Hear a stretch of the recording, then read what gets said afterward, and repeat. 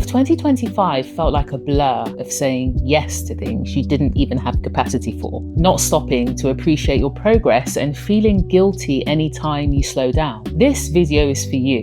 Because before you set a single goal for 2026, I want you to just pause and ask 2 questions that most perfectionists and overachievers never ask. What are your strengths? And what would you do if approval didn't matter? In other words, what kind of work lets you deliver excellence without constantly overworking and overextending? And what would you choose if you weren't trying to earn belonging through achievement? Because if you don't get clear on those 2 things, you'll keep building a life that quietly burns you out and leaves you too drained to enjoy the parts of life that matter most to you. So in this video, we're going to unpack why these questions matter so much for you and how they can be the first step towards what I call easy excellence, doing meaningful work in a way that doesn't cost you yourself. The first is why perfectionists are experts in their flaws and strangers to their strengths. The second is how ignoring this question, what would I do if it didn't matter,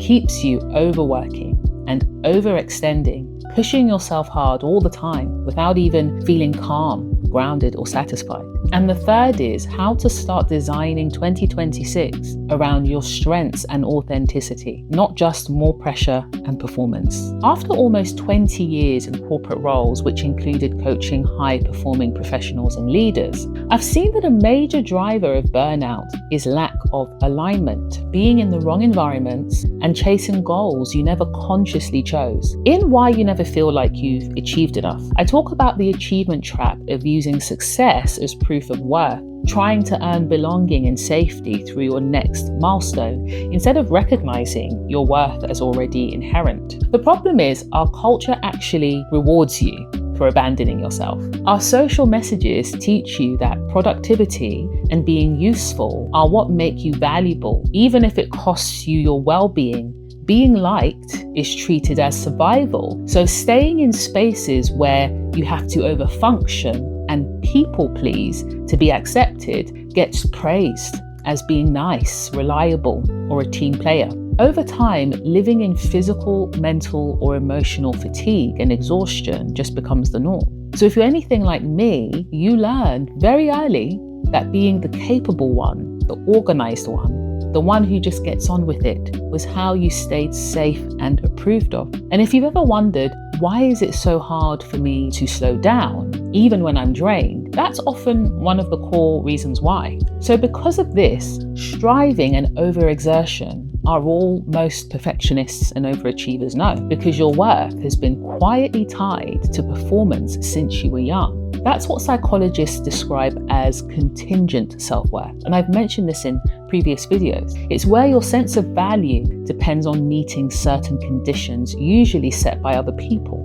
This creates a gap between the person you really are and the person you think you must be to be loved. That gap, which is called incongruence, can show up as anxiety, tension, and distress. But the more this incongruence happens, the more you become disconnected from your real preferences and your real needs. And you end up choosing jobs, goals, and relationships that fit the idea attached to your desire for validation and approval, not your values and not who you are as a person. So my question to you is, if approval didn't matter, if no one judged you and no one was watching, what would you let go of next year? And what would you choose to do? Not what you should do. What would you want to do? More on that question later though. Easy excellence, which I talk about in my video, How to Pursue Excellence Without Losing Yourself, is different. It's not about lowering your standards or having no goals at all. It's about putting your standards in places where you don't have to betray yourself in order to maintain them. And one of the most practical ways to start moving towards easy excellence is the question,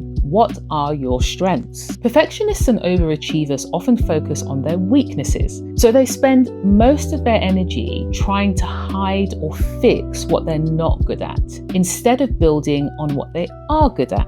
But the truth is, your strengths are your low friction lane. This means your effort still matters, but it doesn't feel like a constant struggle. You get much better, much faster at whatever you're trying to achieve when you focus on your strengths. Trying to be good at everything often just makes you okay at a lot of things. Research backs this up too. Gallup has found that people who know and use their strengths every day are around 6 times more likely to be engaged in their work and more likely to report excellent quality of life compared with those who don't. Strengths-based approaches are also linked with better well-being and resilience because they give you more energy to handle stress instead of draining you further. I saw this with a client once who was brilliant at making sense of complex situations and bringing people together. Her strengths included strategy, communication, and empathy, but she kept choosing roles that were all operational and included firefighting issues because it looked like more respectable activity according to the people she was around. She was constantly logged on and constantly tired. But when she shifted more of her time into strategy sessions around customer experience, things changed. Her performance stayed strong, but the striving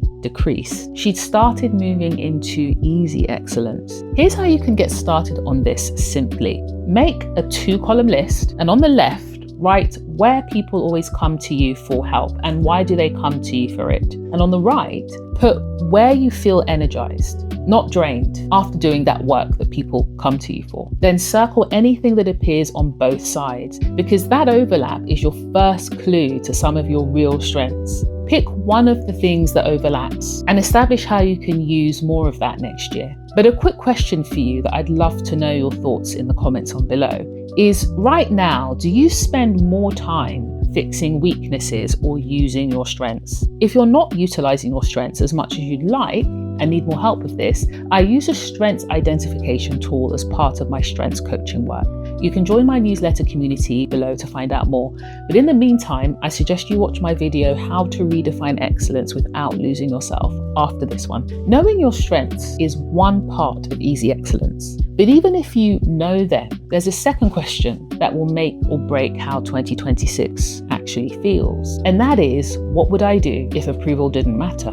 Because here's the truth. Even if you know your strengths, if you're still making decisions based on what will make you look good, keep you safe, or earn you approval, you'll end up burnt out, because approval-driven choices rarely align with your actual strengths or values. And when you're out of alignment, you can end up overfunctioning and saying yes when you mean no, staying in roles that drain you, and performing reliability instead of living authentically, all to earn acceptance. So another critical thing to explore here is also, where are you overfunctioning to belong? And what would you choose differently if approval was just not part of the equation? If approval didn't matter, would you go where your strengths are seen, needed, and respected, and where you're safe to practice and test using those strengths, even if it means making a mistake? A small practical step to start answering, what would I do if approval didn't matter, is to first identify where you're overfunctioning for approval. Write down one relationship or commitment where you feel constantly on show, where you're performing and not being yourself. Ask yourself, am I doing this because I want to, or because I'm afraid of what happens if I don't? In that space, make one different decision to your norm in the first quarter of 2026. It could be to pause before you say yes, for instance, or establish a new boundary for yourself, or a constraint, which is essentially something you commit to not doing, almost like a to-don't list. Notice what happens, because that becomes data for you. Is there something perhaps you need to learn about yourself as well, for instance? Finally, lean into a space where approval is not the price you have to pay to be there. This means choosing one relationship or activity where you already feel most like yourself. Increase your time there, even if it's just by a small fraction. It could be one extra conversation or spending more time doing a hobby that you love. What does being in this space allow you to learn about yourself? Pick one strength you identified earlier and ask, if approval didn't matter, how would I use this strength more next quarter? Then create opportunities to not only use it, but grow in it. These two questions, what are my strengths and what would I do if approval didn't matter, help you stop living by someone else's script. As Maya Angelou says, you are the beginning of every story you will ever write. Let 2026 be the year you start writing from who you are, not from who you think you have to be. If this resonated, my newsletter Excellence and Ease is where we keep the conversation going. I'll leave the link for that below if you'd like to join us. I recommend you watch How to Pursue Excellence Without Losing Yourself next, because it does explore some of these themes a bit further. And if you want more videos like this, remember to subscribe.